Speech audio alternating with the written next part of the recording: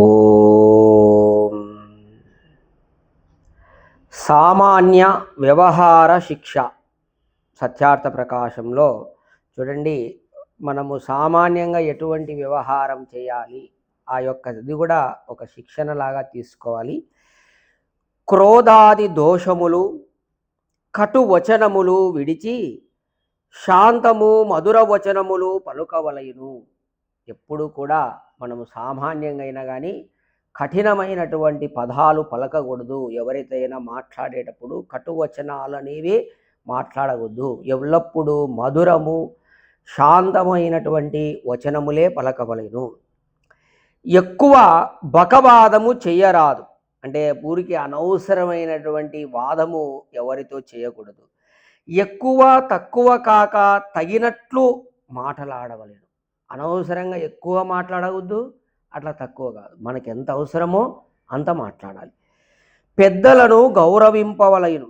వారు వచ్చినప్పుడు వారి ఎదుట నిలబడి వారిని ఉన్నతాసనమున ఆసీనులను చెయ్యవలయును.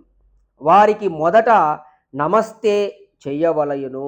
ఎవరైనా సరే మనకంటే పెద్దవాళ్ళు వచ్చినప్పుడు వారికి నమస్తే చేసి మనం వారికంటే తక్కువ ఆసనంలో కూర్చోవాలి, వారు మనకన్నా పైన కూర్చోవాలి. అట్లా కాకుండా పెద్దలు వచ్చినప్పుడు మనము పైన కూర్చొని వాళ్ళని కింద కూర్చోబెట్టడం అనేది అది వ్యవహారం కాదు. చూడండి, వారి ఎదుట తాము ఉన్నతాసనంపై కూర్చుండకూడదు.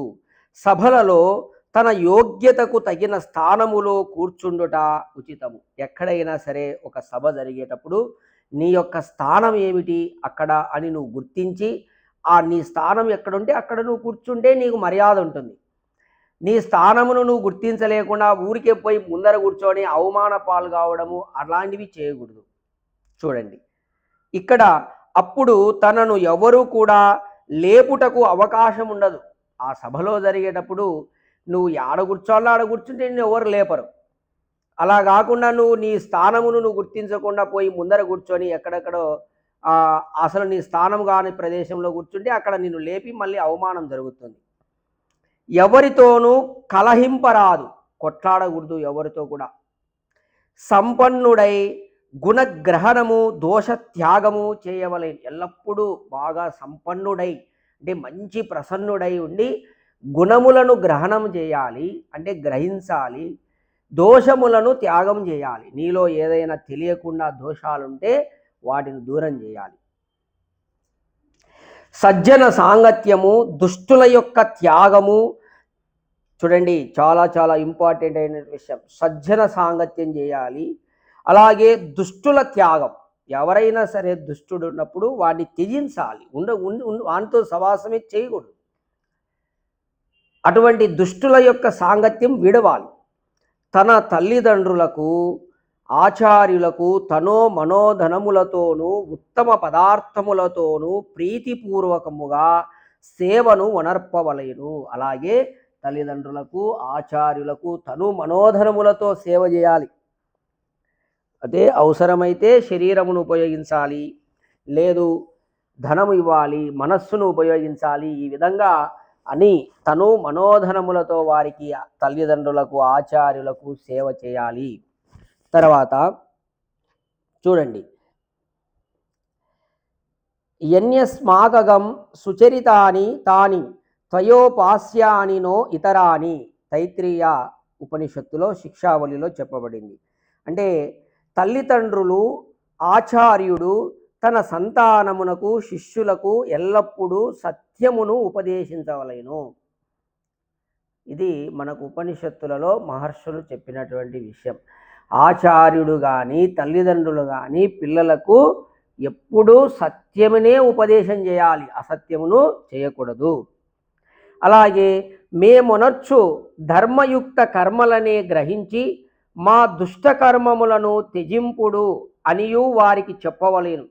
ఆచార్యుడు కానీ తల్లిదండ్రులు కానీ మేము చేసే మంచి పనులే మీరు తీసుకోండి, ఏవైనా మేము తెలియకుండా 1-2 చెడ్డ పనులు చేసి ఉన్నప్పుడు అవి మీరు గ్రహించకూడదు. మా గురువుగారు చేశారు మేము చేస్తాము, లేదు మా తల్లిదండ్రులు చేశారు మేము చేస్తామని మీరు గ్రహించకూడదు అని వారికి చెప్పాలి. మనం సత్యములని తెలిసిన వానిని అన్నిటినీ ప్రకటించి ప్రచారము కూడా చేయవలయును. పాషండు దురాచారి అయిన మనుష్యుని విశ్వసింపరాదు. పాషండు మూర్ఖుడు, అలాగే దురాచారములైనటువంటి దురాచారాలు అంటే సారాయి తాగడము, తర్వాత వ్యభిచారము, జూదము, ఇటువంటి దురాచారములు ఎవరికైతే ఉంటాయో అటువంటి మనుష్యుని విశ్వసింపరాదు. తల్లిదండ్రులు ఆచార్యుడు ఏ ఉత్తమ కర్మలను వనర్ప ఆజ్ఞాపింతురో వారిని యథేష్టముగా పాలింపవలయును.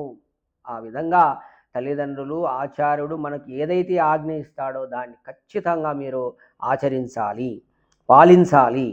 తల్లిదండ్రులు ధర్మము, విద్య, సదాచరణము అను విషయములకు సంబంధించినటువంటి శ్లోకములు, అలాగే నిఘంటువు, నిరుక్తము, అష్టాధ్యాయి, అన్య సూత్రములు, వేద మంత్రములు కంఠస్థము చేయించి మరలా వాని యొక్క అర్థములు విద్యార్థులకు తెలుపవలేను.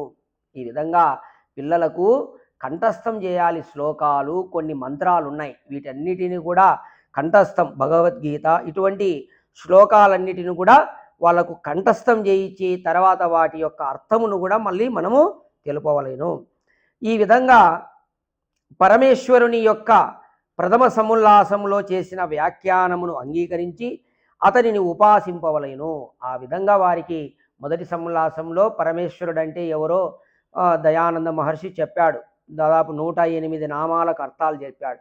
ఆ విధంగా పరమేశ్వరుని గ్రహించి ఆ విధంగా పరమేశ్వరుని ఉపాసన చేయుచుండవలేను, ఉపాసించవలేను. తర్వాత ఆరోగ్యము, విద్య, బలము ప్రాప్తించు విధముగా భోజనము, చాదనము, వ్యవహారములను తాము చేసి పిల్లలచే చేయింపవలేను.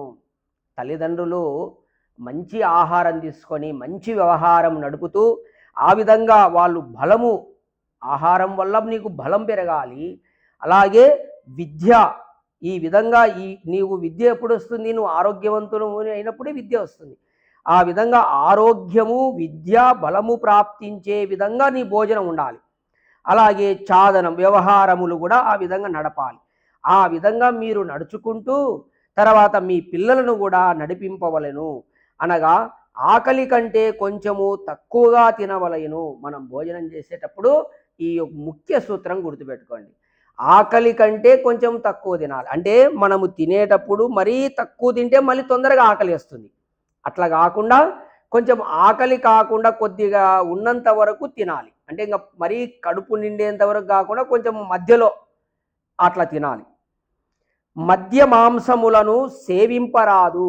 మద్యాన్ని కానీ మాంసములను కానీ కోడిగుడ్లను ఇటువంటి అస్సలు సేవించకూడదు.